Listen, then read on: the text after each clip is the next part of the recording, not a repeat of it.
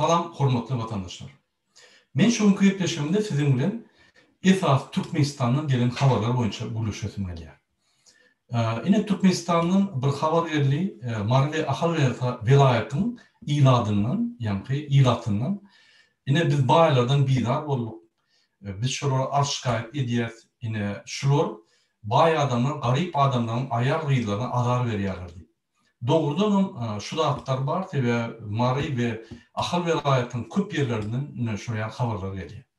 Şu ýerde bizim döwletimizdäki umum alyp barýan siýasat moral taýdan pes we hiç hili kanunlar işlemeýän, ýani kimde kim birine azar berenme, ýa-da aýar gyýlara şol kanun esatyna hiç ýüzlenip bilmeýänligini derler ve ýüzlense-de şol adamlar baý bolup ýani para berip şola ýatyrýar, ardalaryny ýatyp bilýänligi derler, şu aýar gyýlarymyz hiç hal edilen. Ine şol adalatsyzlyk ve diňligiň ýok ýeri ine Türkmenistanyň diktaturany hakyky görkezýär. Haçan bir diktatur diýilende diňe prezidentin ýani kanun boluşy däl. Onun ýani daşyndaky baý adamlar ýa-da şonuň adam hukugyny gorýan gurumlar däl, adam hukugyny bozýan gurumlar ine şonu şeýdýärler. Sebäbi şu diktaturyň esasy maksady döwletde kanunlary işlemeli däl, ýani mafia, korrupsiýa, paraxorluk işlemeli. Kanun ýöne beýleki döwletleriň adamlar gelende ine bizde de konstitusiýa bar, bizden bir döwlet diýmek üçin edilýär. Başga hiç ýerde ýani gerigi ýok şolara. Ine sebäbi mafiýanyň başlygy Kezzap Berdimuhammedow we onuň Kezzap ýanynaky adamlary. Ine şoýaly ýani adalatsyzlyk döredýär ýerlerde. Indi ýene bir habar geldi, organ işgärleri avçylara yarar berip, ýani Batkyl gorukxanasyna iberýärler-de şo ýerde kekler atdyrýarlar. Indi kek galmat diýe muradagy içinde hemme avçylar ýani zakalar ýerine ýetirip, ýani organ işgärleriniň zakalaryny ýerine ýetirip, olara kek iýdirýärler we şu sebäplen kekler azalykdy tizen Batkylda ýani kekler guturar diýip aýdýarlar. Ol bir kanunçylyk ýani diýelim Türkmenistanyň prezidenti öz rejimini saklamak üçin öz ýanyna ýürite repressiwni faşist gurumasy MHMetni ýani hukuk gorýan, hukuk bozýan gurumasyny döredip, ine şol gurumany hukuk bozýan guruma öwrüp, ýani ine şol bir kanunçylyk edýär. Onda şoň polis işgärleri maňy içinde, harby işgärleri maňy ine şu bizim tebigatymyň ýani janlaryny, her hil haýwanlaryň janlaryny öldürüp, ýani tebigatda diň aramlygy bozýarlar. Bu gaty çat wagtda tebigatda diň aramlyk bozulan soň katastrofalar getirýär.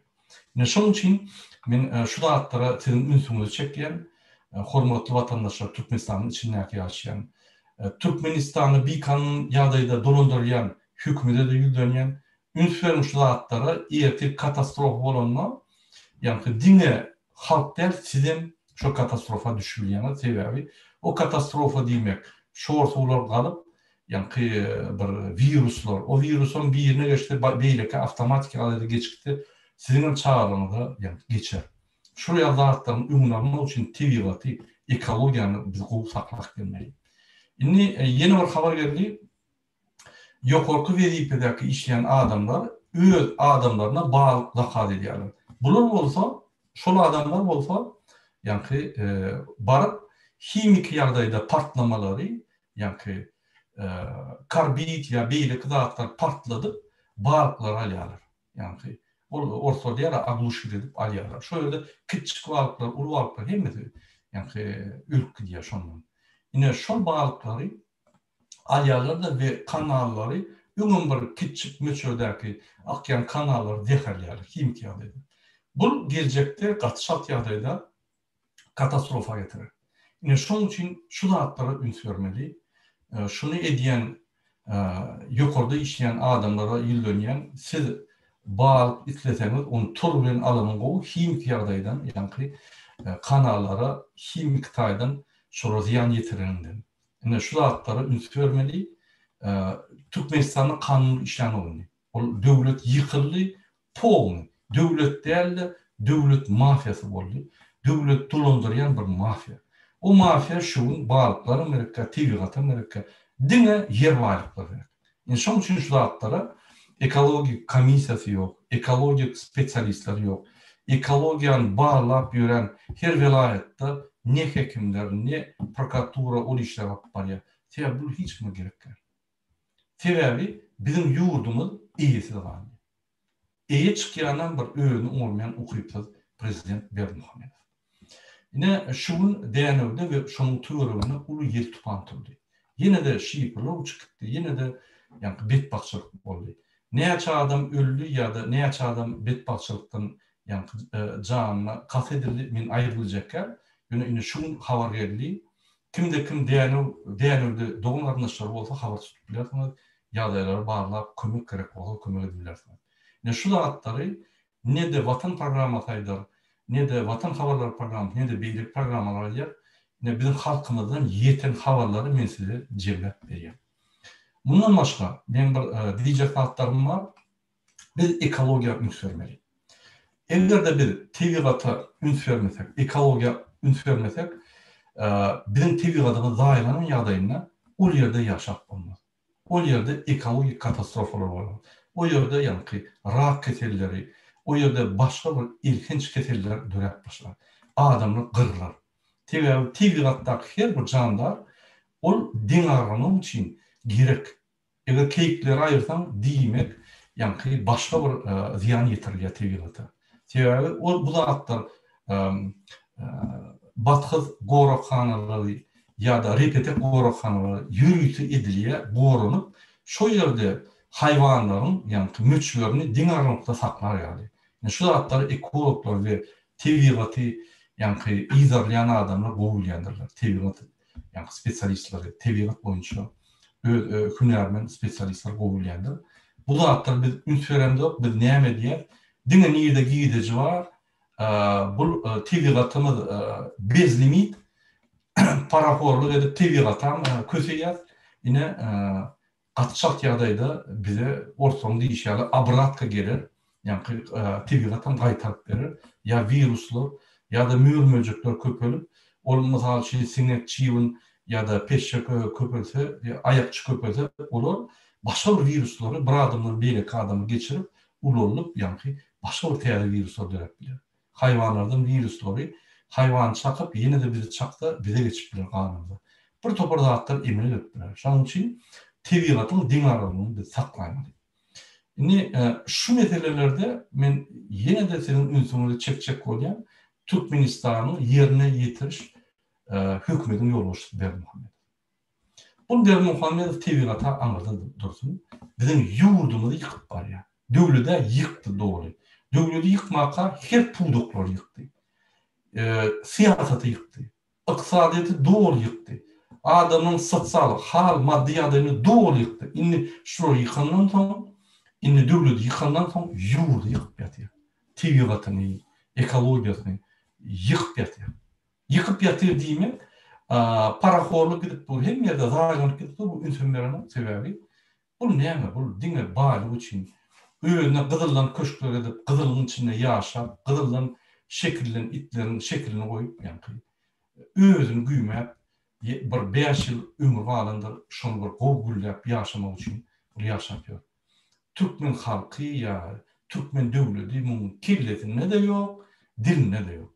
Şunun için biz özümüz yine de Türkmen halkı olup kalıp şu bir adamın kurulan siyaseti yıkıp, diktatörünü yıkıp demokrasiya geçip, demokrasiya her yankı uğruna, her katlarına, her bölümüne yürüte kurulan spesyalistler, yürüte kurulan komisyalar, yürüte kurulan kurumları, idareleri şu tebligat saklar yani, bağlar yani, ekologiyaları, yani zavodda, fabrika kurulanlar, şuradan çıkan ürünlerin ekologik yadayına tebligat'a ziyanı var mı? Yaşamının çıkan hapadatların tebligat'a ziyanı var mı yok mu? Şunu hatlar bilmem için biz hükümatı uğrattan zavodlar, barlar ýaly ýürüýte gurulur komissiýa, ekologiýa komissiýasyny gurup, şolar barladyp, şolar ýani zavod gurulmaka öz netijesini berip, şo zavod gurulmaly görmeli sebäbi şo ýerde biz ýaşamaly, biziň çagrymyzda ýaşamaly, biziň geljekdäki türkmen halkyny ýaşamaly. Biz şo zatlar öňünden alad etmeli. Öňünden alad etsen, edil ýani bir liníýadan gidýär. Öňünden alad etmeýän bir kelläň bugün bu tarapa, ertesi bu tarapa urunup dursaň, ine Türkmenistany dolandırıcı hökümet ýaly bolýar. Kriýsden çykmaly. Biz bir daha düşünmeli. Biz şu Berdimuhamedowdan ine gowulaşar, ine bulun ömürlükde gowular. Häzir hemme döwletler krizisde, ine şonuň üçin bizem krizisde diýip pikir edýärler köpsi. Gatyanç. Sen daşda görüňiz. Türkmenistanyň daşynyň arty öňki bileber sistemada ýaşan döwletler bar. Özbekistan, ýani Sowet sistematyna, Özbekistan, Kazakystan, Kırgızstan, Ukraina, Belarusiya we beýleki. Orta hiç öyle aşk var mı? Hiç öyle pul için novat var mı? Hiç öyle internet qadagan mı? Hiç öyle şirketler yapak mı? Hiç öyle yani iyi için novat var mı? Yok. Dige bizim döwletimiz de var. Bizim döwletimiz 30 ýyl var beýer şirketler yapar. İster adam ister wagt çık gidip bilen o. Öýe çyksa çağırma ýalar. Bir turmada ýaşapýar. Ine şonuň üçin biz şol Sovet Soýuzynyň çykan döwletlerden iň irwet, dünýäde iň irwet ýerde ýaşaýyş, ýani ýaşamalar, adam ýaşamalar ýerini görürük Türkmenistan. Indi biz näme garaşýar? Indi biz garaşýar, ay bulum ömürlük däl, bulum ine gider. Hawa bulum gitmedi. Bulum ömürlük däl. Bulum ise şuň ogul eýýäm zapasymyz Amerikada dur. Eýýäm bul şun edil şu saat, şu min kanunu dur. Tiyade konstitusiýany girdi birinci ýanlardan eýýäm şu konstitusiýa 2-3 ay geçmeke öýüz boldy. Konstitusiýanyň garanti öýüzi birinci bolup konstitusiýany boldy. Firmin. Kabinet ministriniň ýolbaşçysy. Ýerine ýetirjik hökümet. Prezident Türkmenistanyň ýerine ýetirjik hökümetiň ýolbaşçysy prezident. Oňum ýolbaşçy. Indi bu ýerine ýetirjik hökümet diýilýär. Indi kanun döwletçi hökümet. O näme? Meclis, halk geňeşi, halk geňeşi bolup. Indi şoň ýolbaşçysy bolup öýüde geçdi. Konstitusiýanyň, täze konstitusiýanyň maddalaryny bozup üstünden depelep, häzir şol iki ýerde oturtdy. Sudyewni qadet hökümetiň üstüne öňlenmäri depelep gelipdir. Ine şu 3 tane şahy, ýani döwlet guruluşynyň şahyny eline aldy. Saklanan bu. Hiç kim işletýär. Indi biz pikir edýär, Berdimuhamedow bir günden bir gün ýa-da ay mene kezzapçylyk edip ýadadymy o adamlar. Ogurlarym ýadadym. Ýani guruluşyk biznes indi ýadadym. Geroina vurup ýadadym. Indi men kyn olmaňa şu ertiden işe gelmek, köşkde ýatmak. Menem bir indi ýadadym, indi size demokratiýa berjek, saýlawlary geçirjek. Indi size haklaryny berjek. Indi her kim arkyň içine daşyna çykarýar etjek. Her kim öz maşgalata gowşarýar etjek diýip aýdyrmy diýip pikir edýär. Siz uhlap ýörsiňizmi? Ya siz watan programy habarlaryny köp görýänsiniz. Köp görseňiz kelläňiz ütýändir. Görmän köp şonu. O ýerde allo, uhy tehnologiýasy ýani ulunýar. Hemme zat gülýärli tantlar zatlar ýöne şu ýani studiýadan bir 10 metr ýüresen aşlyk nowatlar. Ine şol zatlar sizi uhlatmaly. Biz bir zata düşünmeli. Bu rejim ömürlük. Diňe Türkmen halky şu rejimi saklap, demokratiýa geçirip hemme Türkmenistana dolanıp, maşgala bolup, bahtly ýaşap, çagranyň arasynda işläp, baý bolup ýaşap bilýär. Onun için her kim öz kiçärini etmeli. Her kim rejimi görüşmeli. Ol Gurbanowyň işinde, Düýjiň işler, Allah Muradyň ak we sapatyň işlerde, o dewletiň işler, ol bütün halkyň işi. Sen Amerikada bol, sen Ýaponiýada bol, sen Indiýada bol, sen Türkmenistanyň içinde bol, tapal diýär. Her kim öz ýörüne, öz görüşini, öz meçhullerini kesiplemeli. Kefiklep bilmeden bana canlı telefonla bağlı men size düşünürüm. Daşına näme bolýar, içine näme bolýar. Şoň bir informasyon görüşapda. Bu diýmek näme? Biz halkymyza hakykati ýetirýär. Biz halkymyza hakykati ýetirýär. Şu Türkmenistanyň prezidenti öýde gitmeýär. Munyň Fransuzlar parkur diýär-de ýoly nähili. Ine şoň ýoly men size aýdaýyn. Häzir 20 sentýabrda oğlum 40 ýaşly bolýar. Şo ýaşdan başlap şu prezident wezipetine geçip bilýär. Şondan soň gysga wagtda ýadadım, men kezzapçylykdan ýadadım, men prezident bolasym gelmok, men iki wezipede duru saklap, bir kanun saklap gelýän, men halk geňeşiniň ýolbaşçysy boljak, halk maslahatynyň ýolbaşçysy. Ine şo ýerde oturjak, bäri oğlum goýjak, başgalar inanamok diýip, oğluny awtomatik ýagdaýda goýar. Hiç tadyp bilmez, eger galmasa. Ine goýar, şundan soň 3 tane ak sakally ýaşul çykar da gyýgyryp aýdar. Ine Türkmenistanyň bizim arkadağımız var. Ine şul arkadağımız paşa diýip hasap etmeli. Öň eline uşanmazak, inni iki ökülüp aýygyna uşamaly. Adamlar biz ýalňyş ýa, ölmäkä şu adamlaryny aýygyna uşamaly diýse, şo ýerde, şo taýlaryň ýa-ni mejlisiň içindäki deputatlar, ýa-ni agzalaryň artyn bir turup elini aldyryp, ay mene kuşunu uşacakka men joragyna uşacak diýmem aýtmaz. Näme şoň? Diýmek awtomatik ýagdaýda parça bolar. Eger parça bolsa, ýene bir 4 tane ýaşul adam, ýa-ni ak sakally, aýdar ine bizim parçamyz bar, ýöne bizim döwletimiz parça sistematy ýa. Şoň üçin ýuridik nonsens ýa. Ýuridik taýdan bu näme dogry? Şunu parçalar geçirirler, parçalık döwleti ne deli? Türkmen Sahra diýip bir parçalyk döwlet diýip, ýa-ni ine Türkmenistan döwleti bir günden şo ýerde 4 tane akly aşan ýaşulyň kömegi bilen Türkmenistanyň prezidenti döwletinde oglar.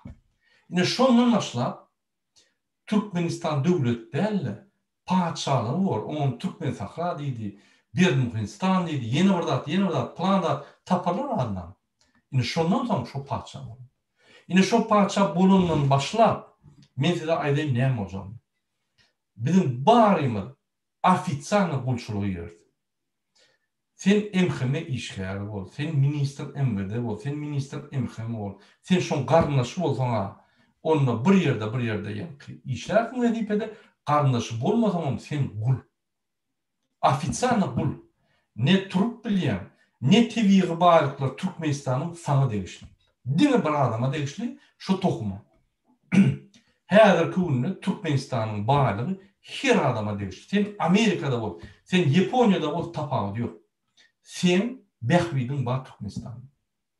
Näçe? Sebebi sen atabalarary gany döküp ölüp şo Behwiди saklap geldiler. Onu Berdi Muhammedow hiç bir dahly ýok, hiç bir hakam ýok, şonu durulmagy. Ine şoň günde kanunlar şonu bize berjaý edýär. Ýöne haçanlar şul parçalyga gatçak ýagdaýda geçdi, ine şondan başlap hormatly watandaşlar. Bilinli vatandaşlar däl. Bilinli Berdi Muhammedow vatandaşy. Onun vatandaşy däl. Biz onun guly, ofitsialny. Ine şoňa bar botyr.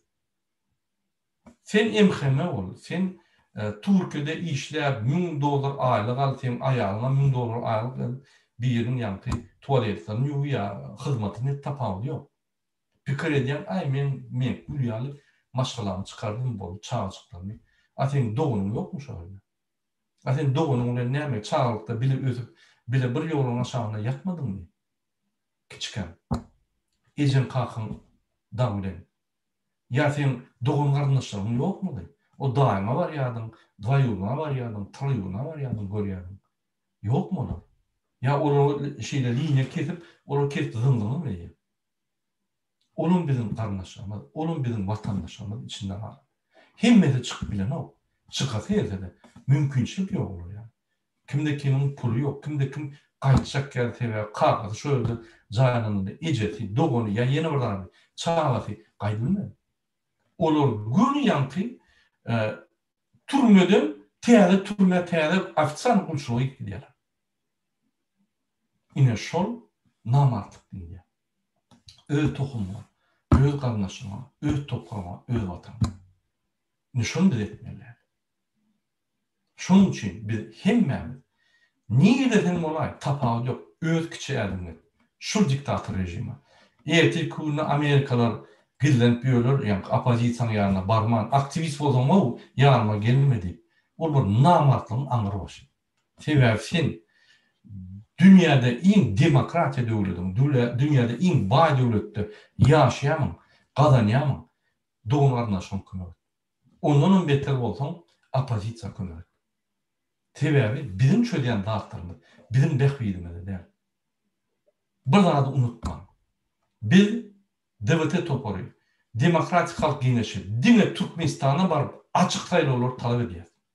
Hiç hili men prezident bolar, ol prezident hiç hili mümkinçilik hiç kimde yok. Onu kim diýse de poknitdir. Şo ýerde saýlawlar geçip açyk Ýewropany, Amerikany getirip şonuň ýanyna saýlawlary hiç kim bolmaz ýaly açyk etdirip kim utsa şo bor. Kim bilýär kim utur? Allah'dan başka bilýän ýok. Şonuň üçin bar behbid bir gurunlar aýyryn. Dogurda dogur serelim. Kıyınam olsa, elbet ýagdaýym bolsa gün serelim. Şeýle ýagdaýlar. Şonuň üçin biz her kim görüşmeli. Ay men politika goşulamokmy? Politika goşulamokmy? Goşulmaýanlara kömek et. Maddi kömek et. Onu edilmesen gorluk ber. Ýanyna bar. Hal ýagdaýyny sonra el kömegini ber. Kömek et. Sen görüşmesen görüşýäne. Ol uruşda mysal üçin görüşýänler bar. O görüşmeýänleriň tyýly işläp, ýani ýygyny işläp, şolar oklary, şolar iýmitin berýärdir. Beýik watan uruşuna. Häzirem şo beýik watan uruşy. Ýöne häzir Türkmenistanyň içki beýik watan uruşy. Biz mafiýa garşy uruşýar. Türkmenistanyň prezidenti tohum bilen bir mafiýa. Ol baýdan üstünde aral çoğutýarlar o Türkmenistanyň. Han döwlet. Türkmenistanyň prezidenti kanunlary alıp täze konstitusiýany bir kanun geçirip şona 3 ay geçmekle bozup 2 tane ýani 2 şahsyň ýolbaşynyň öýüne aldy. Konstitusiýa 2 maddasyny bozdy. Eýýän täze konstitusiýa.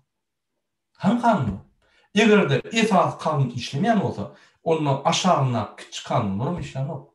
Gраждан kodeksi, ýani Jinayet kodeksi işlemok. Niýe kanunlar işle hiç diýmek döwlet ýok.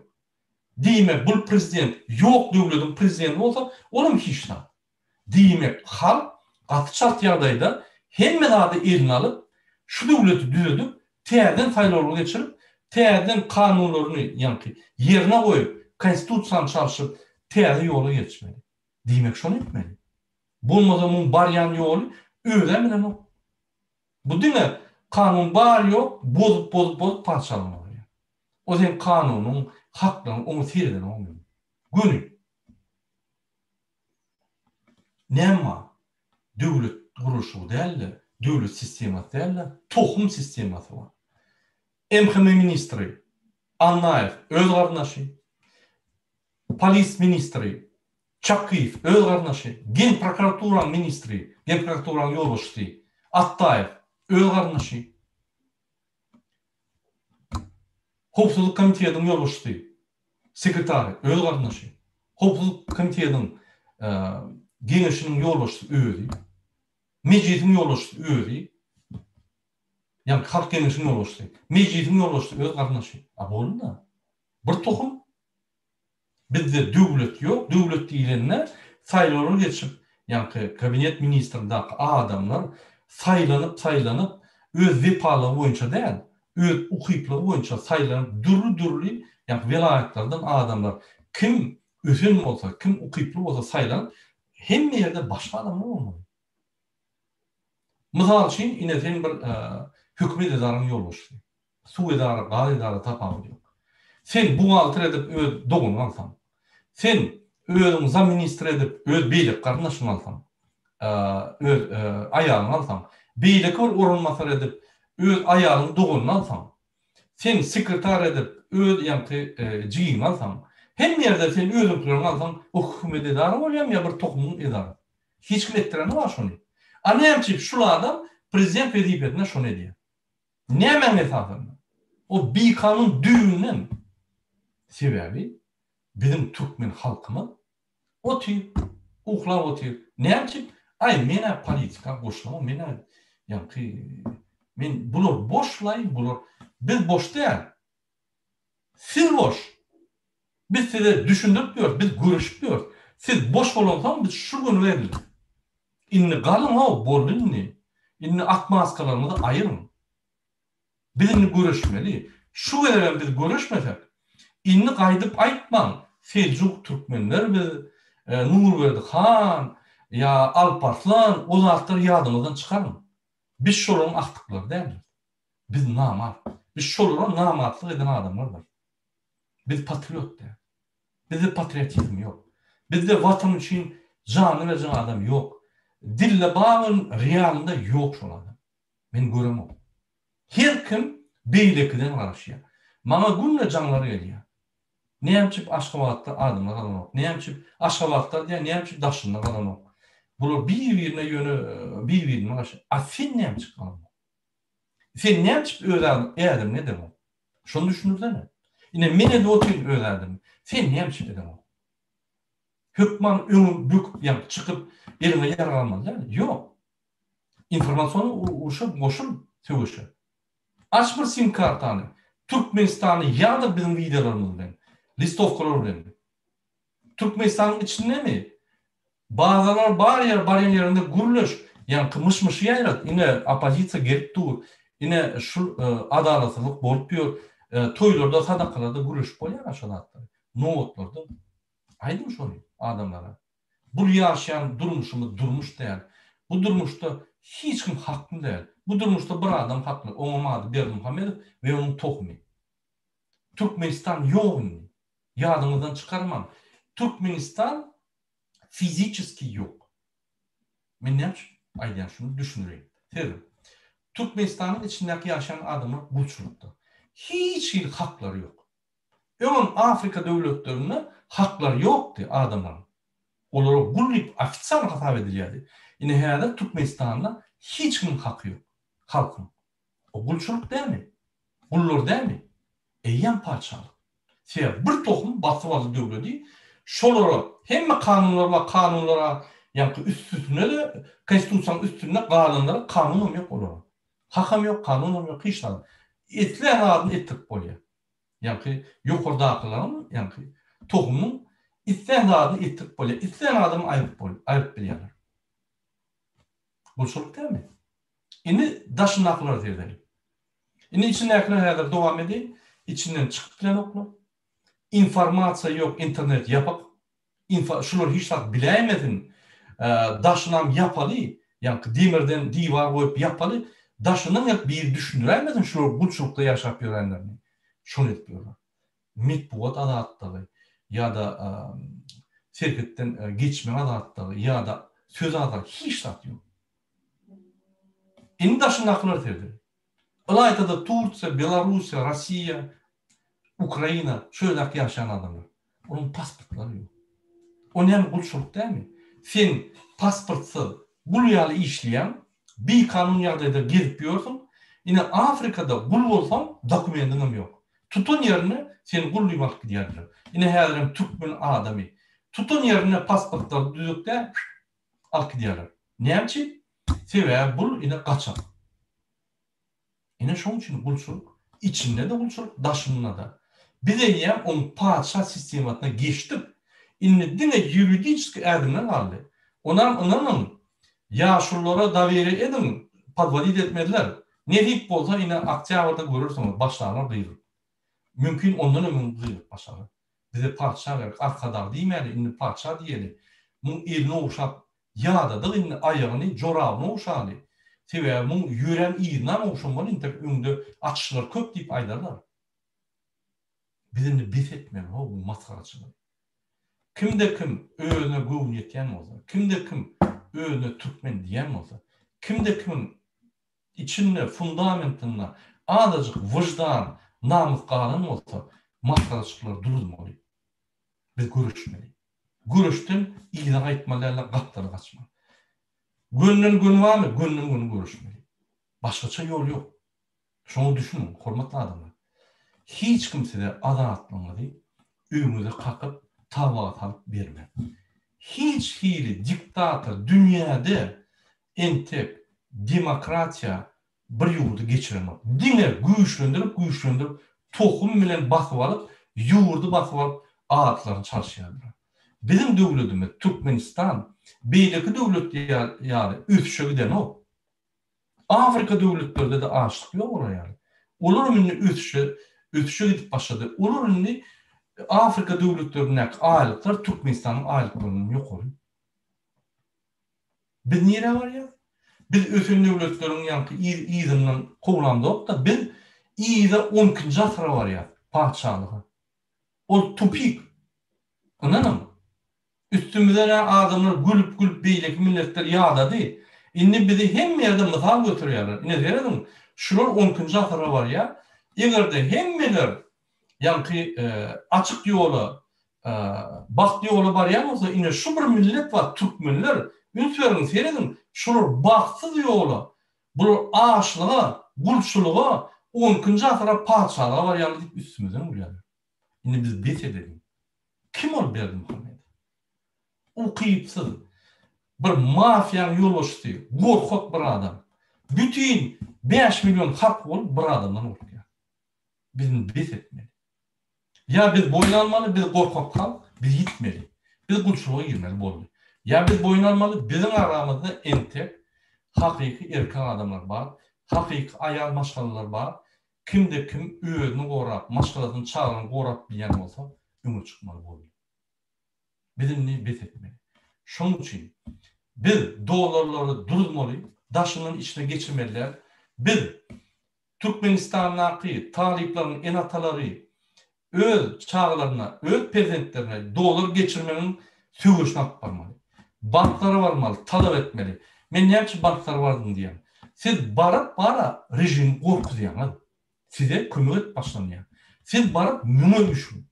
Şu müň bolýan çaňyz ýöne barıp gatnaşan. Müň bolsaňyz biz özümiz öňüňize çykar. Aktivistler çykarlar. Size düşündirler, liderler çykarlar. Hem ýerde kömek ederler. Ine şoňa çeli siz üýüşüň barın. Prezidentlerinizi ýeközüne goýmaň. Daýhanlara haýyş edýän. Haçanla ýanky enatalar, taliplaryň enatasy, banklar var, pişat çözmän ýagdaýynda bular häkimlikler barmaly. Häkim welaýatyň ýoluşyna barp haýyş etmeli. Sebäbi ol Türkmenistanyň prezidentiniň wekili ýerindäki. Biz şonu talap etmeli. Sizem şolara daýhanlar boşunyň, sizin su problemaňyz, sizin yer problemaňyz, dökün, ekiş, ýygyş, teknik problem, hemme problemaňyz aýtmaly şolada, goşulmaly. İki sany aýratyn hereketler goşulyp bir ul hereket edilmeli. Siz häkimiň öňüne müňläp üçin ýagdaýyňyzda hakyky opozisiýonlar, hakyky aktivistler çykyp siz alyp giderler, alyp gitmeliler. Ene şeýdip biz üçmeli. Biz problemada birleşmeli. Problema uly gaty güýçli problema. Ol näme problemasy?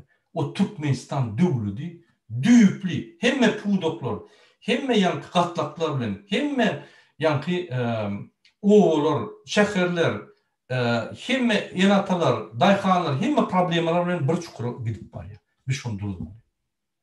Şoň üçin beýik türkmen halkym diňe. Indi men sizin soragyňyza jogap bereyim, ýanky gelen soragyň bar. Şolara jogap bereyim.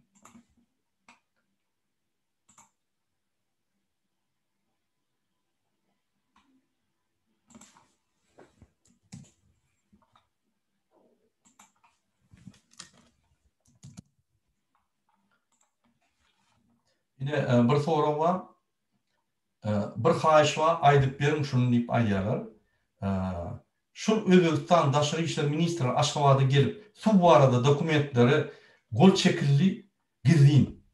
Gol çektiler, gizliyin çekildi şu dokumentleri. Su barada mesele iki döwletiň arasynda şertnamalar gizliyin çekildi. Özbekistanyň ministri gidenden soň Aşgabat'yň suwy davlenyesi gaty kesildi. Günni çalarak yer, giyecek kesilýär. Jet gurulunyň işleyen tanışlarım su basım rejime geçäýmese diýerler. Günni azyrak akyp giycelerden kesilir diýerler. Ine olar ýalda hiç wagt ýokdy Aşgabatda. katı seyrek ýagdaýda bolýardy. Sovet wagtlara hiç wagt ýok o zatda. Inni şunu bizde teknologik katastrofası diýär. Ekologik katastrofa bilen teknologik katastrofa goşulan ýagdaýynda bir ul katastrofa barýar. Ine şu netijesi şu. Kanaldan akyan hapa suwu halka kän görýärmike Berdimuhammedow. Özü itleri, atları ýaşaýan ýerlerine bağlary ýanmaş çekmesinden içýärler. Halka kanalyň hapa suwundan kän gördüm diýip soraýar. Ol kän gören ok. Ol Berdimuhammedow halk bilen aladasy ýok. Mul halk gırılsın, ölsün, yankı yel tupanak etsin, hiç şeyini yankı yüreğine bir damaram ya tinnek bir damaram gozganak. Şoň üçin bu halk bilen halk bunu saýlamady. Bu iki sany Türkmendel adamyň hyzmatyndaky bir kezab adam. Şoň üçin bundan hiç ara garşmadan diňe mugaş görüşüp çat ýagdaýda aýryp şu iki sany Türkmendel adamy gatçak ýagdaýda Türkmenistana getirip bar ogurlanma atlaryny ýerine goýdurmaly. Indi ýene bir soraw bar, ine şuraya soraw geldi, şu maňa ýanan adamlardan. Döwlet Baýhan töhmetçi rejimi garşy wapşe görüşenok. Ol 100% opozisiýa garşy töhmet atyp çykyş edýär. Saparyklyň şahsy rejimi garşy 15% görüşýär, galany bolsa opozisiýa garşy görüşýär. İtogly Türkmen ogly rejimi garşy 0% görüşýär, opozisiýa garşy 100% töhmet atyp çykyş edýär. Anhuşlydan gellikleri atogry rejimi garşy 10% we opozisiýa garşy 90% töhmet atyp çykyş edýär. Muradawa itogly Döwlet Baýhan Saparyklyň şaýkasy Gerlikerizow halk bunyň himmetini halkyň azatlygyna garşy. Bular halk düşmanlary. Ony siz özüňiz kesitlen, sebäbi ine käbir adamlar diýär, muradawa hemme çykyşy diýär bize kim dinlejegini bilemok. Hemmetini dinle. Ýöne kim ýerden gitmeli? Özüňiz seredin. Özüňiz ügürün şolatlar. Yani erti Türkmenistan saýlawlary bolar. Erti Türkmenistanda saýlawlar geçirende bir topar partiýalar, bir topar müňlerçe partiýa, müňlerçe hereketler, müňlerçe kandidatlar ýa-ni çykyş edip öz programmasyny aýdarlar. Siz onu bilip durmaly. Haýsy o. Şoň üçin politika hemmämiz goşulmaly. Hemme diýerminde hemmämiz erti gillenip ay mena pul galanyp jaý bolýan Amerikada ýa-da Ýewropada ýa-da nimede maňa gerek geldi. Türkmenistan'ın ilm yurdum diyen adamın erti saýlawlar olanlar barar. Şo ýerde antank bolar. Sen üstmedi, bilmedi, giyirmedi şu meseleleri. Tapawudyň tanan ok. Yani şoň üçin şonuň sesi ýalňyş edip. Biz ýalňyş ses berenmede biz ýalňyş ýa-ni diktaturany ýalňyş hereket getirýär öňe. Diýmek şo ýalňyş adam ýene de ýalňyş tarapy gitdi. Ine şol ýalňyşlyklary etmedi ýaly. Şu günden başlap hemme çykyşlara teýip durmaly. Özüňiz aklymyzy işletip durmaly. Biz jemlet ýa-ni gatnaşygyna ötüşünde jemlet bilimimiz bolmaly. Bizim politik siýasat bilimimiz bolmaly. Biz ösmeli. Biz ösmesek biz näme galany ýatyr? Siz ýene pikir edýäňiz, ine Burwanowlar ýa-da Düýrejiler ýa-da Saparyklyňlar ine şol döwlet galdylar. Bizim ýa-ni goýunlar ýaly serde oturýar. Ýok. Beýle bolmanyň haky ýok. Kim gelse de şo gelsin. Ýöne her ýerlerde şol adamlar galdyrmaly. Ol ýol boş galdyrmaly. Ýol boş şertler döretmeli. Ýol boş pulny bermeli şoň. Şol adamlar ýerlerde ýol boş bolup galdyrmaly şol ýerleri. Neşeli bolmaly. Onuň programmasy bolmaly. Onuň ýa-ni çözükleri bolmaly. Ykdysady, okuryň çözükleri, ýa-ni siýasy, bank çözükleri, pul siýasatynyň çözükleri hemme zatlar bolmaly programmada. Ine şo programmany ýerine ýetirmek üçin bir ýolbaşy bolmaly. Hemmeler etmeli şonu, birleşip. Onunla hemmeler şoň daxil bolar, hemmeler şondan bähwidi bolar, hemmeler goşulyp etmeli. Ine şonuň üçin biz şunu etmeli. Biz haçanla ine diktatura ýyklar, ine şondan baş ýok, ol ýalňyşlyk. Şondan başlap biz ýetişmek. Biz ýem ýaly. Biz ýem 30 ýaly. Şoň üçin hemmeler seredin, özüňiz seredin. Kim hereket edýär? Kim rejime garşy hakyky görüşýär? kim rejime karşı Türkmenistan'ın içinde hoplu yağdayı dörödüp, rejim şunu bar güçlü natya. Daşınnak infom agentlerini içinde hemmeleri tökmet attırıp, kim atya? Yine onun öğünüz yani. Biz onu deyinecekler. Senin gözümüz var, kulağımız var, dilimiz var. Elimiz var yazar yani. Komentari yazın.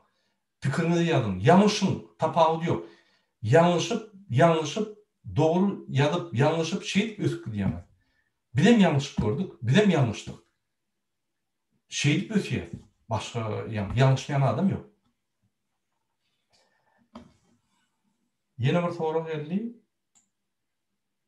Мрадава, Дженгиз Бейтемирьева, Мрада, все ругаем Бердмухамедова, правильно поступаем. А народ, то есть мы, белые пушистые, мы народ виноваты на сегодняшний день. Будем ли виновными народ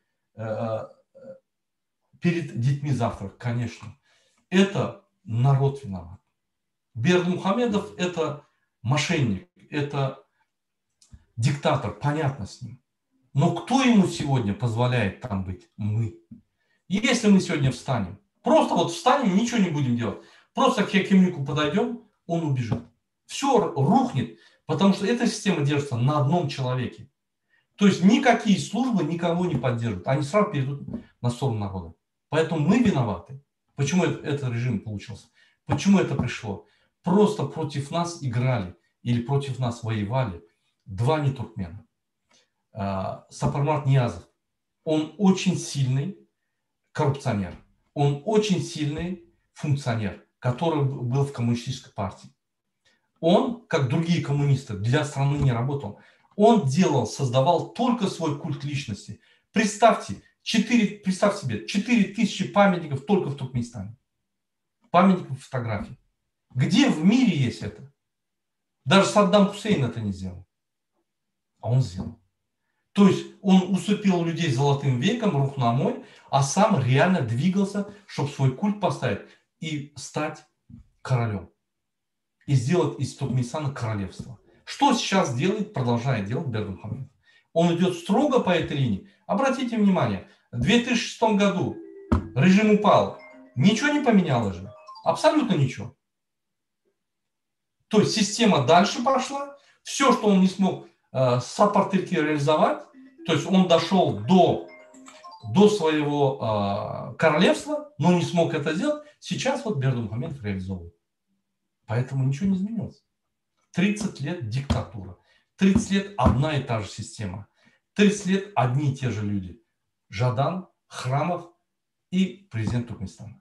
Остальные меняются. Сейчас он еще хуже усугубил, он уже своих родственников начал ставить. Чтобы уже надежно было совсем.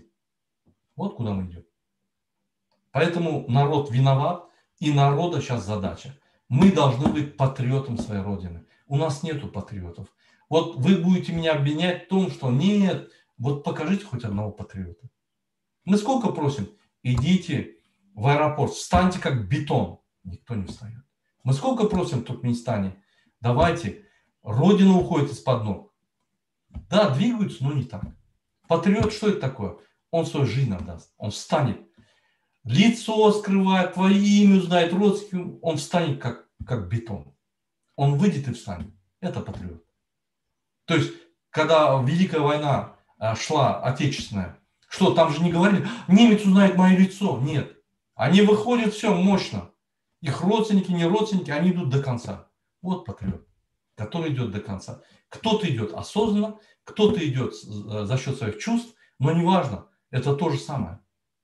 Потому что этот человек за свою родину готов умереть. Сейчас умирать не надо. Сейчас надо встать всем дружно и прогнать этот диктаторский режим. Все. Умирать никому не надо. Никто никого не убивает. Никто никого родственников не захватывает. Нет уже такого. Проснитесь. Поэтому надо бороться и все.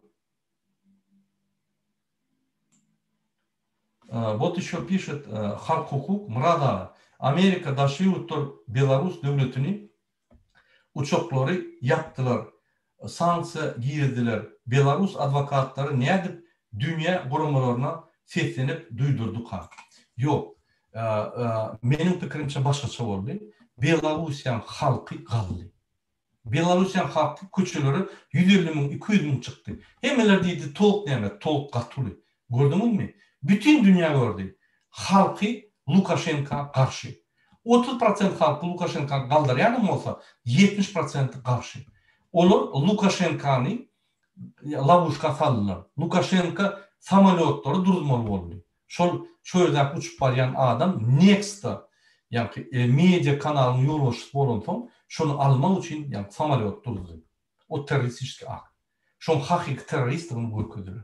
Yine bizim hareket edenmede Berdimuhamedov kanun bozar ve bütün dünya bilir de o saatı ve yıkarlar şunu. Bir de edem de o. Hiç kim kömek edemez. Sebebi Berdimuhamedov hemme yerde aydiya verirdim. Bular menin ilimi uşuyalar. Ayamam uşacak. Men şunu ettiremok. Şunu yer men qovu veriyalar. Bizde ular yer yok. Ol kısani gıyırıp diyoren Avrupa'da Murat Kurbanov ol yönü yani öz bekbeydi için gıyırıp diyor. Düyöcü Kanada'da öz bekbeydi için gıyırıp diyor deyip aydiyalar. Halk yok. Kalyan halk yok. Haçana biz halk kalsak onu bütün dünya biz görkülür. Hemmeti karşı şu Berdimuhamedov'a deyip. Biz kalamız yok. Biz de bu ne? Şunun için Belarusya bilen biz demiştirmeliler. Bizi Belarusya'da halkından tapağıdımız bizim Belarusya halkı kaldı. 200 bin olup kaldılar, köçüde, görküdüler. Hava urdular, hava akittiler, hava bir adam öldü. 200 bin adam çıkıp bir adam mı 4 adam öldü. Sen vatan için öleyim. Benim ertimi öpüleyim, şuurum öpüleyim. Vatan için. O durmuş. Yönü biz görüşmeliyiz. Alaç yok. Eğer de biz baktı yaşayacak olsak, biz durmuşumuzu ortaya koymana tayadığımızı görkülmesek, rejim korkmaz. Biz görkülmez şunu. Şunun için biz kalmalıyız. Karşı Türkmenistan yerine Murat Şolda boyunca yürüyüşe aksa başlamalı adamlar dayhançılık etmeyen sanatsa başlamalı. Zoom protestlerinde de etmeli. Şunu ne mi diyersiniz? Falan Murat bilince men aytdım dayhanlara eğer siz ikişten arpa buğday ekinizde giyidici arp bilmediniz.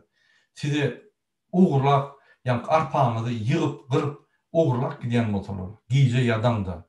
Ya günlük sizi yok ka. Onun size paxta ettirip yine de sizi yani talyan motorlar. Ne edecek ikişedi? Sizin neme? Devletin borcunuz var mı? Yok. Hakimin borcu mu? Ilgasını yiyeceğim dedi. Kapıyın kapsın akşam. Gayrat et bir yere varay. Baracak gel şöyle traktör et. Onu et bunu şert koyun. Bükür edin. Berdimuhamedov'un bir zat düşünmeli. Hekimleri koyup her yıl ayırıp top yok. Sebebi oğuculuğunda şertler yok. Hiçbiri ne administratif şertler var, ne fizik şertler var, ne iktisat şertler var. Şu dayhan arkın işlep giyidici alır yani. Yönü bir şert var. Eğer de siz Berdimuhamedov şu hekimleri işletecek olsanız eline cadığı tayacığı vermeyin. Şu yani siz hekime kol çekeninde şuna cadığı tayacığı vermediniz. O hiç tadı edilmeden o. Siz şunu kol çekip hekim koyununuzdan başka siz şunu prigovar edin yani. Ömürlük tutma. Eyyem şol halk bilen yani hiç hili iktisat taraftan, logik taraftan, siyasi taraftan, fizik taraftan şu zatları bulup bilinmeyen zatı siz ettirecek oynayamaz. Yani batış edip üstüne emhime sürdürüp. Onun emhimeni alıp halka sürüyorlar. Yani emhimeni. O represivni metod bilen oğucağı saklap olmuyor. Dine güçlü iktisat çözükleri, güçlü oğucuk çözükleri, güçlü su çözükleri, güçlü administratif çözüklerini, bank çözüklerini vermediğinde şol oğucağı kaldırıp olmuyor. Oğucağı kaldırmadan adam yavakla adamın üstüne ılgardı. Yine son soru Murat Salam yol açılmadı gidesi gelgen gidiyermiş karantin barmış doğru mu aylayanlar. Hovo yol açık yapık değil yönü samolyot mülçörlü piselli. Bu piselli yer. Bir yılda 10 adamdan köp salası gelemem. Şunun için yolu piselli bu. Yollar ulu yani ün kıyalı hep de 3-4 tane samolyot Türkiye ya başka devletlere bu 2020 saçı. Ne yapacak? Herhalde Katorya halkının yaşamı için. Ondan bunun häzir yuridik ýagdaýda prezident oğlunu prezident etmeli, öz padşah bolmaly, Türkmenistan padşahlygy geçirmeli. Muňa azatlıkta yaşayan halk gerekli. Bu häzir utuşdy. Biz häzir utuşdy. Näçe? Biz ýa-ni ol motor gören bolsaňyz 30 ýyllap duran motory otlajak goýar. Hiç otlap bilemok. Sebäp onu otlap bilmez. Sebäp biz halkyň üstünde işlemeli. Halky galdyrjak bolsaň diýmediň diýeni üstünde işlemeli. Biz bir ýyl bilen işläp gelýär. Şu 30 ýyllap halkyň üstünde işlemediler. Halka düşündürmediler. Näme birinji ýerdem, näme ikinji ýerdem, näme şu zatlar bolýar. Niýeden gelýär? Şu zatlar düşündirmediler. Inni düşünüp başladı. Inni halk oýunup başladı. Şonuň üçin entek öňde köp özgörüşler halk bilen ýa-ni sistema bilen biz köp öňütmeli. Biz durmaly, biz gaty dalarlar. Ýene bir soraw bar, Murad agam Türkmenistanyň geljeği barada näme diýip bilýärmiz? Gelecekte ýa-da näme bolar? Ine ýalňyza men beýan etdim Türkmenistanyň geljeğinin iýdigi dersedim, ine soňky bir ýylda näme bolup geçýär? Biz öňüme aýardyk. Türkmenistanyň prezidenti halk maslahatyny elanlar. Türkmenistanyň prezidenti öz ogluny Türkmenistanyň prezidenti edip goýar. Ondan soň Türkmenistanyň prezidenti ýa-ni özüni padşah eder. Ondan soň Türkmenistan döwletini Türkmenistanyň prezidenti indi däl, padşahlyk döwleti eder-de Türkmenistan sözüni aýrar-da Türkmen sahra eder.